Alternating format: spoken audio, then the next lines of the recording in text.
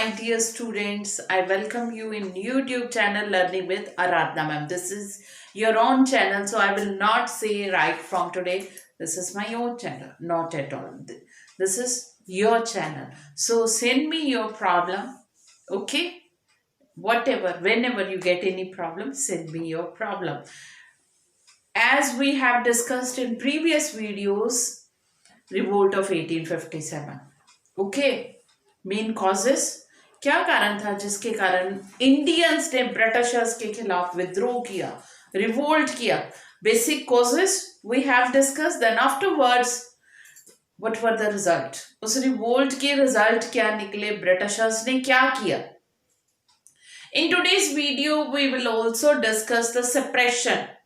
Suppress कैसे किया, Indians को कैसे कुचला, दबाया या चालाकी कैसे की अपनी तरफ करने के लिए, ताकि ब्रिटिशर्स का रूल इंडिया में चलता रहे. ओके, अब now without wasting time let's move towards the board. यहां पे east India company, I have told you, एक कंपनी थी जो इंडिया में आई ट्रेड करने के लिए. Slowly and gradually that East India Company turned into a imperial power. Okay, umpire establish कर लिया, इंडिया पे पूरा अपना कंट्रोल कर लिया. और मोर देन 100 ईयर के बाद इंडियंस को होश आया कि हमारा अपने कंट्री में ये हमें एक्सप्लॉइट कर रहे हैं, हमें टॉर्चर कर रहे हैं, हमारी इंसल्ट कर रहे हैं. We must fight. जब उन्होंने फाइट किया तो ब्रिटिशर्स को बड़ा शॉक लगा. उन्होंने सप्रेस किया रिवोल्ट. सबसे पहले ईस्ट इंडिया कंपनी ने, जो ब्रिटेन के थे, उन्होंने क्या किया, इंग्लैंड से, क्योंकि इंडियंस के ऊपर अब वो ट्रस्ट नहीं कर रहे थे कौन लॉयल है कौन नहीं है, क्योंकि रेजिमेंट ने, बंगाल रेजिमेंट ने, अवध ने, दूसरे भी जितने भी सोल्जर थे, उन्होंने भी रिवोल्ट कर दिया. तो उन्होंने री एनफोर्समेंट कहाँ से मंगवाई, इंग्लैंड से. लॉ पास हुआ ब्रिटिश पार्लियामेंट में कि रिवोल्ट को सप्रेस किया जाए, रिबेल्स को कुचला जाए या मारा जाए और इंडिया को अपने हाथों में वापस लिया जाए. ओके, सो कंपनी जो थी East India Company brought the reinforcement from England और British parliament passed new law. Okay, I have discussed in previous video the law, the act which was passed by British Parliament 1st November 1858 that was implemented in India. Queen Victoria के हाथों में direct चला गया था India. Okay, then जितने भी थे revolt के सेंटर, वहां से जो लॉयल थे ब्रिटिशर्स के सोल्जर, उनको लेकर, या ब्रिटिश आर्मी मंगवाएगी उनको लेकर, जो भी मेन सेंटर थे रिवोल्ट पे, वहां पे मूव किया गया. सबसे फर्स्ट स्टेप उन्होंने उठाया दिल्ली.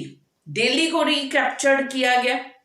बहादुर शाह जफर को इम्प्रिजनमेंट में कैद कर लिया गया. बहादुर शाह जफर पे मुकदमा चला. उनको रंगून में एग्जाइल, काले पानी की सजा कह लो, कंट्री से बाहर. रंगून बेटा ये म्यांमार यंगून है, जो अब म्यांमार है, पहले उसका नाम बर्मा होता था और उसकी कैपिटल रंगून होती थी, जो अब यंगून है. ओके, बहादुर शाह जफर को उनकी वाइफ बेगम हजरत महल के साथ रंगून भेज दिया गया 1858 में. वहीं पे उनकी डेथ हो जाती है नवंबर 1862 में. ओके, कंट्री के बाद, कंट्री के बाहर ही. Bahadur Shah Zafar was a good poet, एक शायर भी थे. उन्होंने वहां पे बहुत सी शायरी भी लिखी है, बहुत सी नज्म और गजलें आप लोग कह लो. ठीक है, सो उनके बेटे जितने भी थे बहादुर शाह जफर, उनको भी मार दिया गया.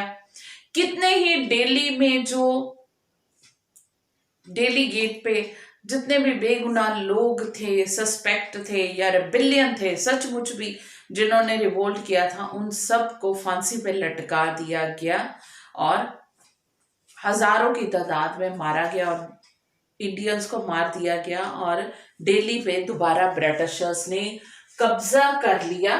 ओके, सितंबर 1857 में. लखनऊ पे दोबारा कब्जा कर लिया गया मार्च 1858 में.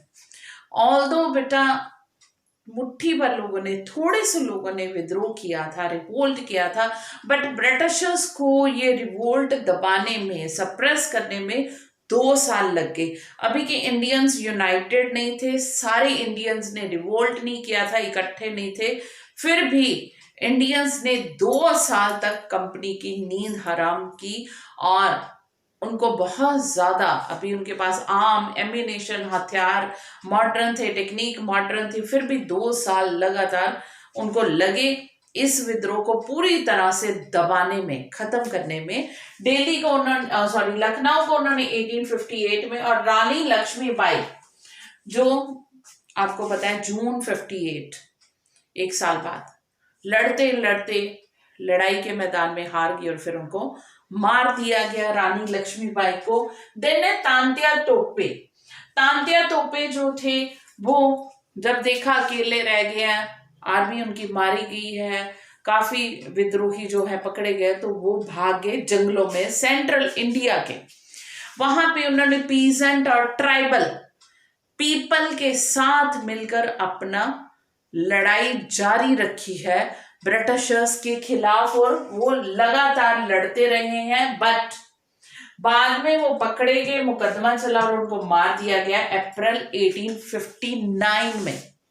आई टोल्ड यू 2 साल लगे पूरे इस विद्रोह को कुचलने में। और तांत्या टोपे को 1859 में जो गुरिल्ला वारफेयर टैक्टिक्स यूज करके ब्रिटिशर्स के खिलाफ 2 सालों तक लड़ते रहे, सेंट्रल इंडिया में पीजेंट और ट्राइबल पीपल के साथ मिलके, उनके लीडर्स के साथ मिलके, अंत में वो जून 1859 में पकड़े गए और उनको भी फांसी पे चढ़ा दिया गया। इसके अलावा ब्रिटिशर्स ने एक चालाकी और बड़ी की, सबसे बड़ी, कि ठीक है, अंदर से मारा कितने ही सोल्जर्स को, कितने ही विद्रोहियों को, रिबेल्स को, ओके, कितने ही जो थे ब्रिटिशर्स के खिलाफ रिबेल लीडर्स, उनको मार दिया गया। बट एक चालाकी उन्होंने ये की, पीजेंट लैंडलॉर्ड और जितने भी हाई पोस्ट के थे, you can say high level के प्रिंसेस, नवाब,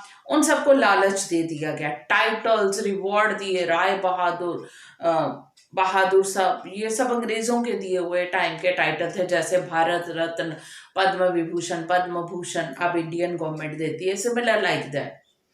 और इनको ये टाइटल दिए गए, उनको रिवॉर्ड दिए गए, साथ में एश्योरेंस दी गई कि सारे के सारे राइट्स उनके बरकरार है, जैसे मर्जी, जिस तरह से मर्जी, जैसे वो जी रहे थे ऐशराम की जिंदगी, वैसे ही वो भी अब फिर बिताएंगे।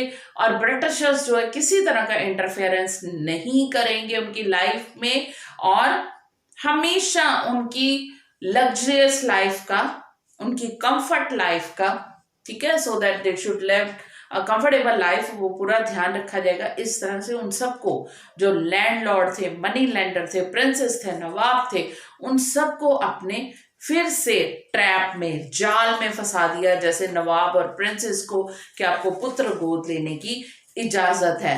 और इस तरह से उन्होंने क्या किया, ब्रिटिशर्स ने, क्योंकि ब्रिटिश की गवर्नमेंट का यही ऑर्डर था कि जो विद्रोही है उनको मार दो, पर कॉमन पीपल वहां पे जो है, लैंडलॉर्ड, पीस एंड, हर एक को तो मार नहीं सकते, रूल करना है, उनकी लॉयल्टी दोबारा हासिल करो, ऐसा काम करो कि वो वफादार बन जाए अंग्रेजों के, ओके। और यही चालाकियां उन्होंने करनी शुरू कर दी, डिवाइड एंड रूल भी इनमें से एक है। इस तरह से उन्होंने revolt of 1857 was suppressed by the Britishers. I hope you understood today's topic, although it was quite easy, I can say, but still you have problem. Send me your problem in comment section. But before leaving, again, once again, as okay, usual, I want to remind you that don't forget to subscribe the channel and share it to all. Thank you, Beta ji. That's all.